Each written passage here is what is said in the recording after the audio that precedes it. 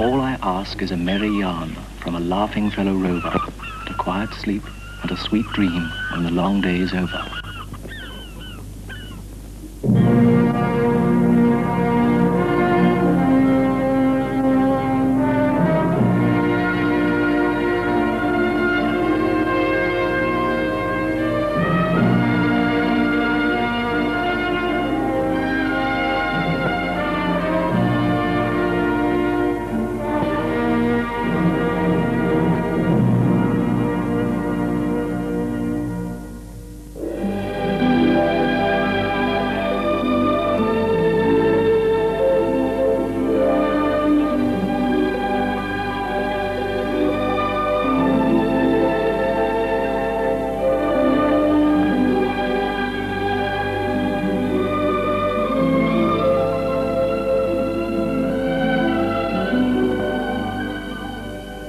As dawn steals softly across the fjords of western Norway, a new day has begun, and the fishermen are already at their work.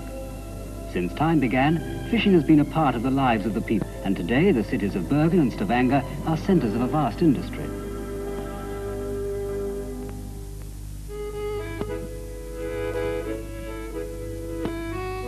Bergen, Norway's second largest city, has for centuries dominated her western seaboard. It was here some of the fiercest battles took place in the civil wars that troubled Scandinavia many centuries ago. There are few remains now of the 30 churches that stood here back in the 13th century, but evidence of thriving commerce. Here you will find the past and the future assembled in the present. A fascinating blend of old and new, still written in the culture and traditions of a sturdy heritage. The people of Bergen are gay and friendly, and their love of music and dancing, especially folk dancing, is expressed on every possible occasion.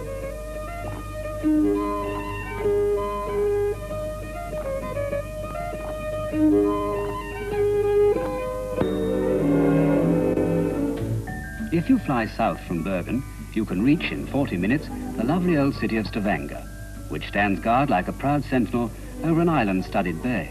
Stavanger, with its fine deep harbour, contains one of the largest and busiest shipyards in northern Europe, and is a regular port of call for large transatlantic liners and vessels of all. Here, as in Bergen, fishing is a major part of the economy, and over a third of the population earn a good livelihood from this great industry. In the last 40 years has become a leading contributor to world markets. The town has unique enchantment, a charming blend of old fishing village and modern progressive city, with a picturesque market by the quayside, where the inhabitants of Stavanger come every day to buy anything from cod to candy. Relic of a bygone age, this cathedral, built by Bishop Reinald of Winchester in the 12th century, is one of the rare examples in Scandinavia of Anglo-Norman craftsmanship.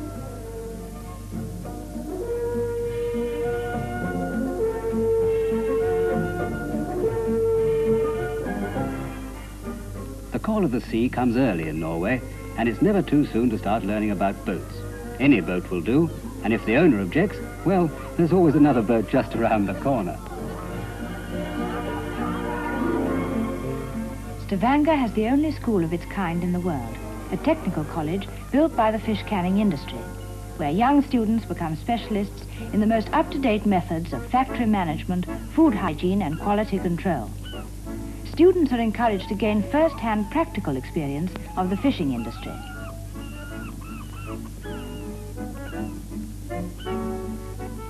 This is part of the Silden Bristling fleet, whose annual harvest comes from the clear, deep waters of the fjords. The shoal is located and gathered onto a huge net called a purse seine, over 1,000 feet long and 180 feet deep. When the edges are drawn together, they form a gigantic purse or pocket, which holds all the fish. Samples of the fish are taken at once and carefully checked for size and quality. If they do not measure up to the strict specification required by the Quality Control Department, the entire catch is returned to the sea, sometimes resulting in a loss of thousands of pounds. The purse seine net is towed slowly into shallow waters near the shore. Here the fish are transferred into a smaller net and left there for several days. This is a process known as thronging. The skipper of this boat has landed more fish from his nets than any other boat in the fleet. A typical fisherman, he lives only for the sea, and his name has become a legend in the quiet harbours where seafaring men gather. Silt is difficult to catch as the shoals move about so quickly, and for this reason, most of the boats have been equipped with an echo-sounding device that measures the depth of the seabed. Anything coming in between, like a shoal of fish, is shown as a dark patch on the chart. For these men, fishing is not just a job, it's a way of life, and nothing on earth would induce them to give it up.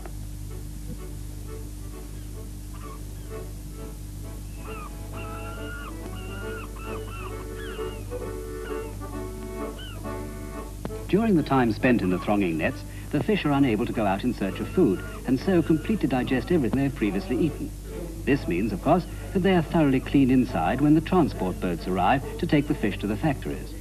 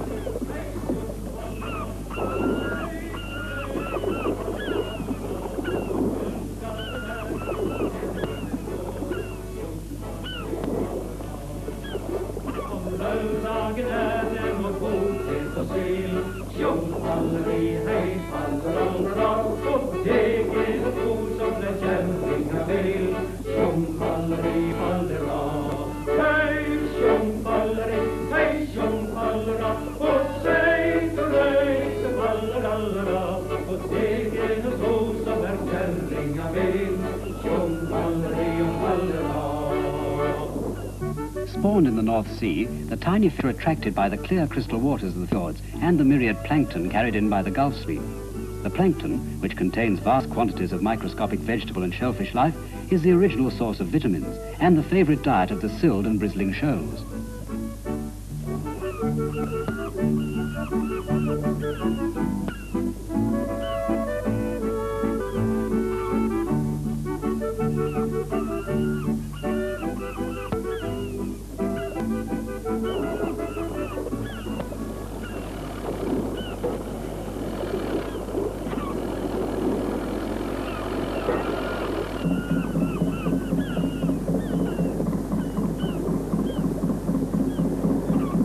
The rapid expansion of Norway's fishing industry is due to the introduction of modern planning and equipment in the vast chain of canneries that straddle the coastline from Oslo to the Arctic Circle.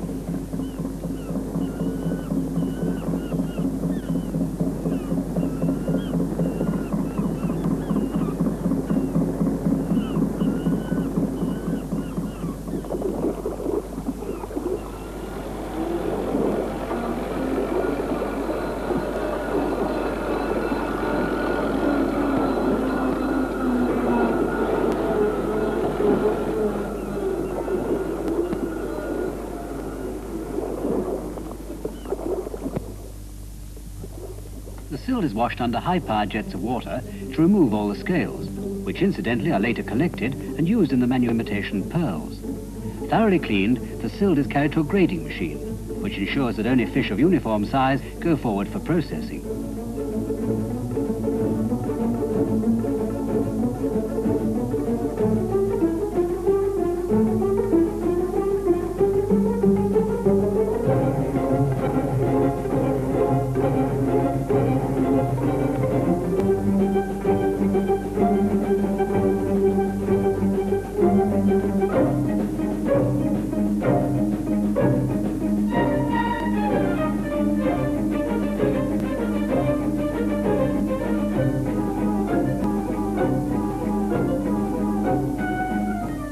Smoking the fish correctly is the most important part of the process, and Norway is about the only place left where genuine oak logs are still used for this purpose.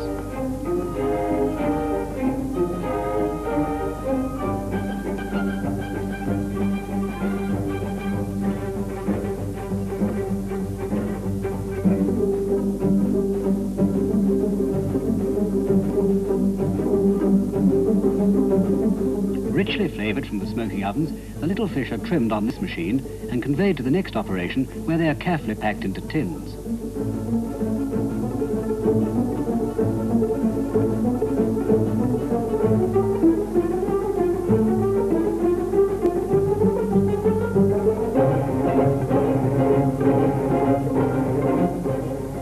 Now comes the final stage of the process. The tins are hermetically sealed and wrapped and labelled by this machine.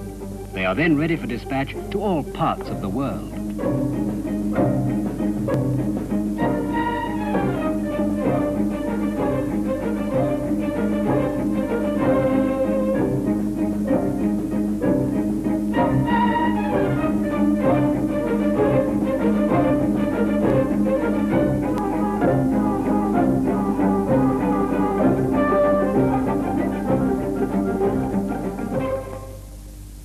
After the factory process, samples of fish are taken from each cannery and sent to the quality control department, which works in close contact with the research laboratories.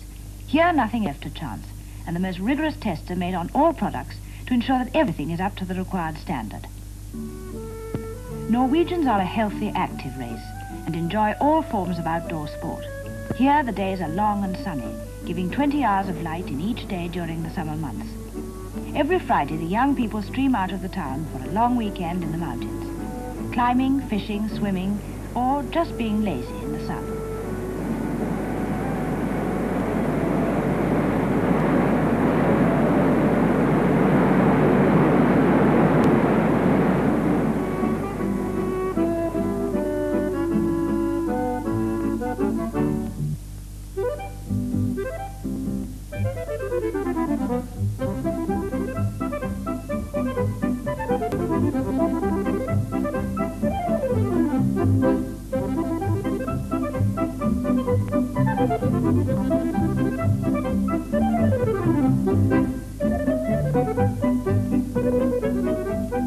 It's only a few hours' climb from the warm, scented valleys filled with fruit blossom to the high, crisp mountain peaks with their carpets of dazzling snow.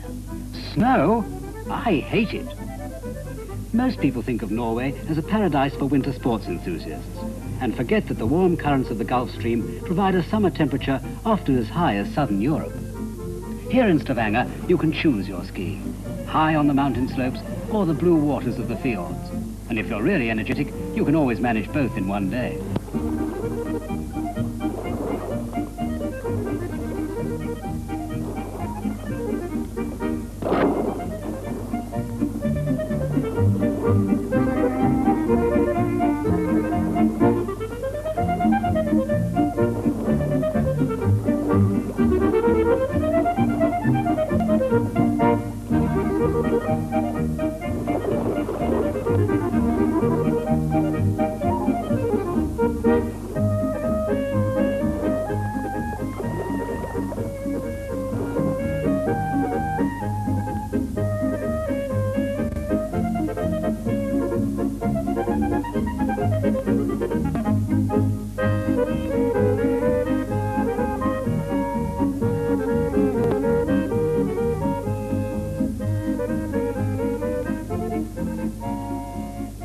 As evening descends on the fjords, the sounds of the day grow silent and the countryside prepares for sleep.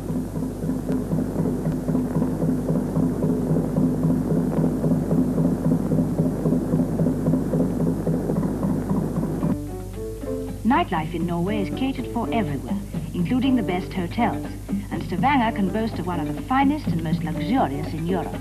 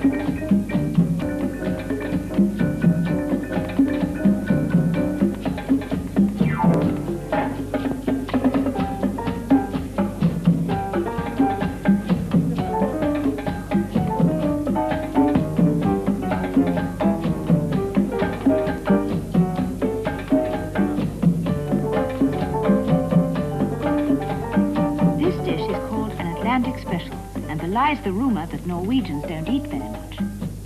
At last the long day draws to a close. The wings of night come swiftly from the east, and tinkling glasses play an obligato to the laughter of youth. Out in the night, soft lights wink in the gloaming as young people whisper of their dreams and hopes for tomorrow. 100 sleepy harbours are awakened by the throb of engines as the boats put out to sea again. A waning moon nestles into a blanket of cloud, and the rest of the world is sleeping. But for the fishermen of Norway, another long day has begun.